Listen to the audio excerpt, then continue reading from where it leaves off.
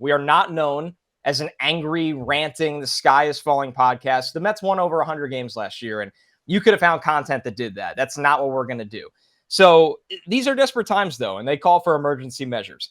We're breaking out our 45-second pitch clock here, a little bit longer of a pitch clock, and it is now rebranded as the rant clock. We each get 45 seconds, let it all out, see how we do. Joe, you're getting the honors. You get to go first. One of the many things I appreciate about you, Joe, is that you are one of the most rational baseball people I have ever met, which is a special trait in Mets fandom. And to your credit, you have been this way as long as I've known you. I think as long as you've been a fan and also covered this team. But this is the chance. This is the chance to step out of that spot if you want to with the 45-second clock. So go ahead. I will be stepping out a little bit. Let's just call it what it is. What is working for the Mets right now? I mean, the bullpen's, I guess, okay. The back end of the bullpen's certainly doing fine. And even Jeff Brigham's been all right. The starting pitching has been a disaster. The Mets are out to a deficit before the game even starts, it seems. And certainly in the first thing, they're giving up runs basically every game. Outscored, I think, 37-9 as of this recording on Tuesday in first inning so far, with Tampa Bay coming to town.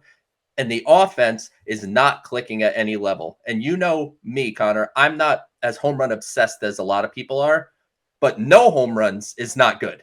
And that's what the Mets are doing. No power.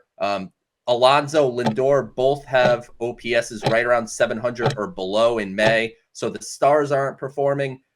Honestly, there's a reason the Mets are where they are. It's because nobody's doing what they're supposed to be doing.